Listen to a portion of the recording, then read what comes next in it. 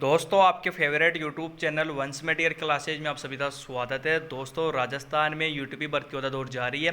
दौसा जिले में medical officer, nursing officer, ANM के लिए वैकेंसी निकाली है। तो इनमें क्या क्वालिफिकेशन रहने वाला है, फॉर्म डेट क्या रहने वाली है, सिलेक्शन प्रोसेस क्या रहने वाला है, फॉर्म आपको किस प्रकार से अप्लाई करना है, सभी के बारे में अपन बात करेंगे। उससे पहले दोस्तों मैं आपको बताना चाहता हूं कि अभी तक आपने हमारे यूट्यूब चैनल को सब्सक्राइब नहीं किया है तो जल्दी से चैनल को सब्सक्राइब कर देना। और दोस्तों इसकी जो पीडीएफ और जो फॉर्म का लिंक है वो आपको हमारे टेलीग्राम चैनल पर मिल जाएगा। टेलीग्राम चैनल का लिंक है वीडियो दिए डिस्क्रिप्शन में दे रहता है, तो आप हमारे टेलीग्राम चैनल को ज्वाइन कर सकते हो। तो दोस्तों अपन बात कर लेते हैं। हाँ तो दोस्तों अपन देख लेते हैं। सबसे पहले जो वैकेंसी है मेडिकल ऑफिसर की रहने वाली है। इसमें टोटल पोस्ट 20 पोस्ट यहाँ पर मेडिकल ऑफिसर की आई हैं। एंड एनएम के लिए यहाँ पर टोटल 35 पोस्ट आए हैं और नर्सिंग ऑफिसर के लिए यहाँ पर टोटल 130 पोस्ट यहाँ पर आई हैं। अब अपन बात कर लेते हैं दोस्तों सैलरी के बारे में। मेडिकल ऑफिसर की यहाँ पर सैलरी 56,000 रुपये रहने वाली है।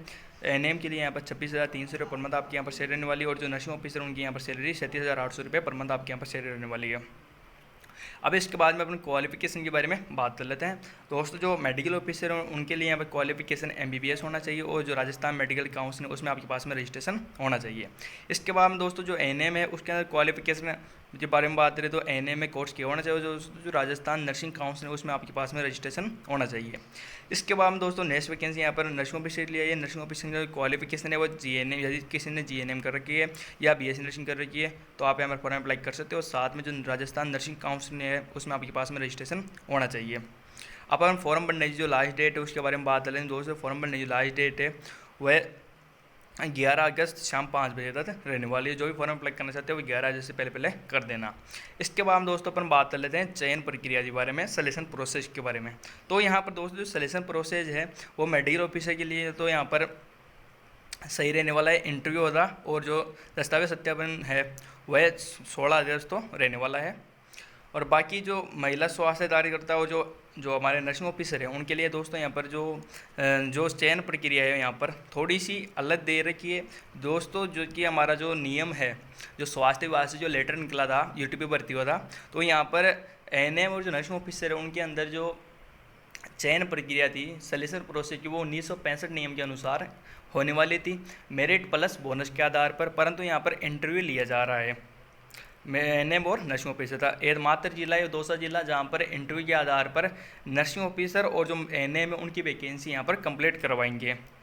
तो इसमें अपन बात कर लेते हैं दोस्तों। यहाँ पर जो एनएम है उनके लिए जो दस्तावेज सत्यापन और जो इंटरव्यू की डेट है वो 16 अगस्त रहने वाली है। और जो नर्सिंग ऑफिसर है उनके लिए यहाँ पर 17 अगस्त रहने वाली है। अब बाकी जो सीएचओ वाले साथी हैं उनके लिए ये सबसे बड़ा धोखा है यहाँ पर दौसा जिले के अंदर, क्योंकि यहाँ पर टोटल 130 वैकेंसी पोस्ट पर यहाँ पर वैकेंसी निकली है नर्सिंग ऑफिसर की। तो सबसे बड़ा धोखा आपके ये जो दौसा जिला है उसमें हो रहा है, क्योंकि इंटरव्यू के आधार पर एतमाकर ये जिला है जहाँ पर वैकेंसी हो रही है। बाकी जैसे अलवर के अंदर मेरिट बेस वैकेंसी है, सिरोही में निकली है वहाँ पर भी मेरिट बेस है, झालावाड़ के अंदर भी मेरिट बेस है, उदयपुर में मेरिट बेस है, राजसमंद में मेरिट बेस है, हनुमानगढ़ के अंदर मेरिट बेस है। मात्र ये जिला है। और जो नियम है ना अपना वो 1965 के नियम के अनुसार ये भर्तियाँ की जाएगी। जो 1965 जो नियम है वो मेरिट प्लस बोनस है नियम है, उसमें कहीं पर भी लिखा हुआ नहीं है कि इंटरव्यू के आधार पर आपकी वैकेंसियाँ की जाएगी। बाकी जो भी अपडेट मिलता है आप तो हमारे टेलीग्राम चैनल या फिर जो हमारे यूट्यूब चैनल है उसके माध्यम से आपको बता दिया जाएगा। अब इसमें बात कर लेते हैं दोस्तों जो आपकी सेवाएं हैं, जो यूट्यूब पर स्टाफ ले जाता है उनकी सेवाएं कब तक रहने वाली है। तो दोस्तों 31 मार्च 2024 तक आपकी सेवाएं ली जाएगी, या जहाँ तक जो नियमित कार्मिक उपलब्ध नहीं हो जाते हैं तब तक आपकी सेवाएं ली जाएगी। उसके बाद दोस्तों आप ये सेवाएं बढ़ा भी सकते हैं और आप तो हटा भी सकते हैं, वो सरकार पर डिपेंड करता है।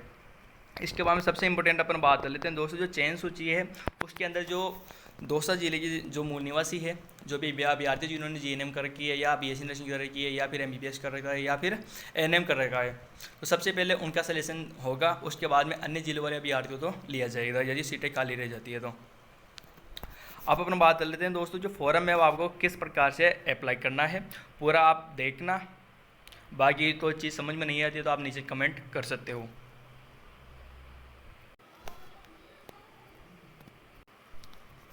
तो दोस्तों जो दौसा यूटीपी पर जो वैकेंसी है उसका लिंक आपको हमारे टेलीग्राम चैनल पर मिल जाएगा, तो यहाँ पर आपको क्लिक कर देना है।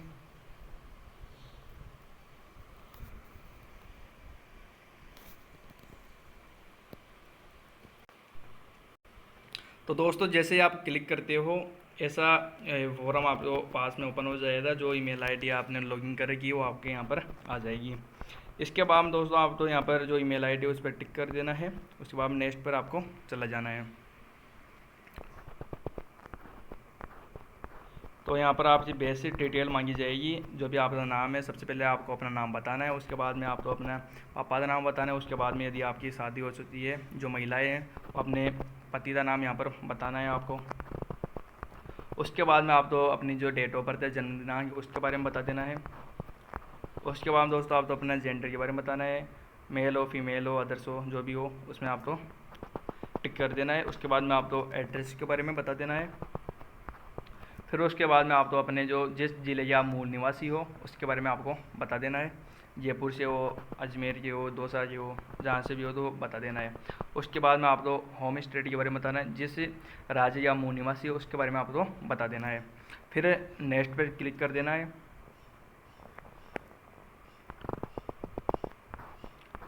फिर आपकी पर्सनल डिटेल यहाँ पर ली जाएगी। मैरिड स्टेप पूछ रहे हैं, शादीशुदा हो, डिवोर्स वाले हो, अनमेरिड हो, जो भी हो। आप मेरिड हो तो मेरिड पे क्लिक कर देना, और डिवोर्स वाले हो तो डिवोर्स पर, और विंडो वाले हो तो विंडो पे, और जो अनमेरिड हो तो अनमेरिड पर। उसके बाद में आपको अपने श्रेणी के बारे में बताना है। ओबीसी से हो, एमबीसी से हो, एसटी से हो, एससी से हो, जनरल से हो, जिससे भी हो उस पर आपको टिक कर देना है।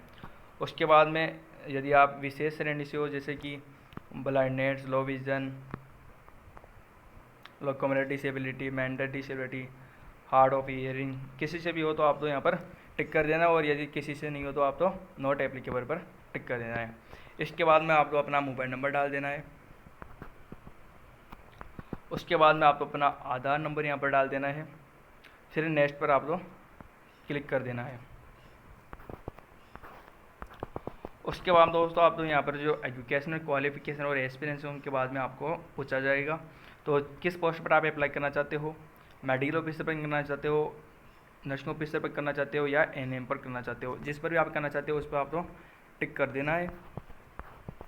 इसके बाद दोस्तों आपकी जो सेकेंड क्लास है, मतलब 10वीं है, आपने किस बोर्ड से पास की है उसके बारे में आपको बता देना है। सीबीएसई की है, आरबीसी की है, किसी से भी की है तो उसके बारे में आपको बता देना है। इसके बाद दोस्तों 10वीं के अंदर आपका जो पेपर था कितने नंबर का था उसके बारे में बता देना है, और कितने आपको प्राप्त हुए हैं। जैसे मान लो ये 600 नंबर का पेपर था और आपके 500 नंबर आ गए, उसके बारे में बता देना। उसके बाद में 10वीं की मार्कशीट आपको यहाँ पर लिख देनी है। मैंने ये ऐसे समझाने के लिए आपको बताया है।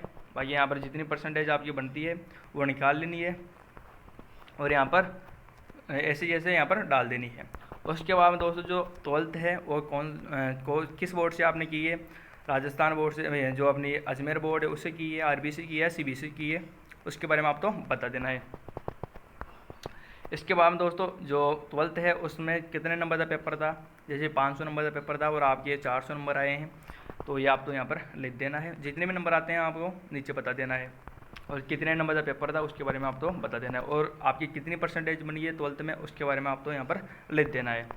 उसके बाद में आप तो यहाँ पर टेक्निकल एबिलिटी के बारे में बता देना है। ये आपने एमबीबीएस कर रखा है मेडिकल ऑफिसर की पोस्ट के लिए, मतलब जिस वैकेंसी के लिए आप अप्लाई करना चाहते हो उसके अकॉर्डिंग यहाँ पर क्वालिफिकेशन होना चाहिए। जैसे मेडिकल ऑफिसर के लिए करना चाहते हो एमबीबीएस होना चाहिए, और नर्सिंग ऑफिसर के लिए करना चाहते हो तो बीएससी नर्सिंग या जीएनएम होना चाहिए, और यदि आप एनएम के लिए करना चाहते हो तो एनएम कोर्स आपके पास में होना चाहिए।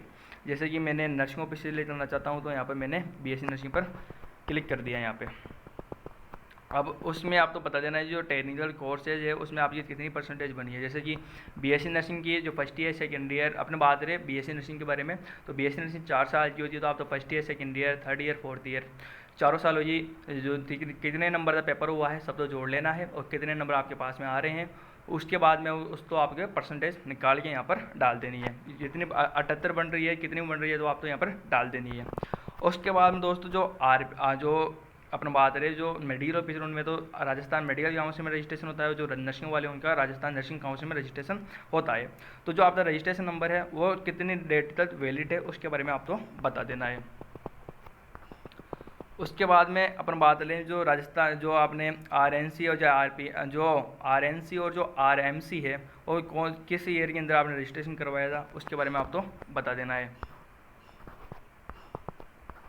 उसके बाद में अपन बात कर लेते हैं एक्सपीरियंस के बारे में। यदि आपके पास में एक्सपीरियंस है 1 साल का है, 2 साल का है, 3 साल का है या 3 से ज़्यादा है, तो जितने भी साल का आपके पास में एक्सपीरियंस है उस पर आपको क्लिक कर देना है, और जिसके पास में एक्सपीरियंस नहीं है उसको यहाँ पर नील कर देना है। उसके बाद में नेक्स्ट पर आपको क्लिक कर देना है। फिर उसके बाद दोस्तों आप जो अपनी फ़ोटो यहाँ पर सेलेक्ट कर देनी है।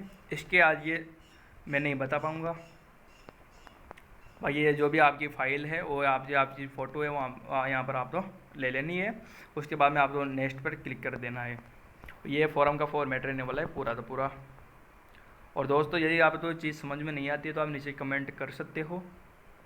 और बाकी इतनी लेट वीडियो बनाई था, मेरा मतलब यही था कि ये जो वैकेंसी है उसमें इंटरव्यू हो रहा है नर्सिंग ऑफिसर और एएनएम के अंदर, तो मैंने सोचा कि ये कहीं ना कहीं ये जो नियम है अपना 1965 वाला, उसके अकॉर्डिंग ये भर्ती नहीं हो पा रही है, इसमें इंटरव्यू लिया जा रहा है, तो इसमें फर्जीवाड़ा हो सकता है। तो दोस्तों यदि कोई भी अपडेट आती है इस वैकेंसी रिलेटेड तो आपको हमारे टेलीग्राम चैनल या यूट्यूब चैनल पर मिल जाएगी। टेलीग्राम चैनल का लिंक है वीडियो डिस्क्रिप्शन में दे रहता है, तो आप हमारे टेलीग्राम चैनल तो ज्वाइन कर सकते हो। दोस्तों आज की वीडियो में इतना ही, मिलते हैं फिर एक नई वैकेंसी के साथ। Thank you.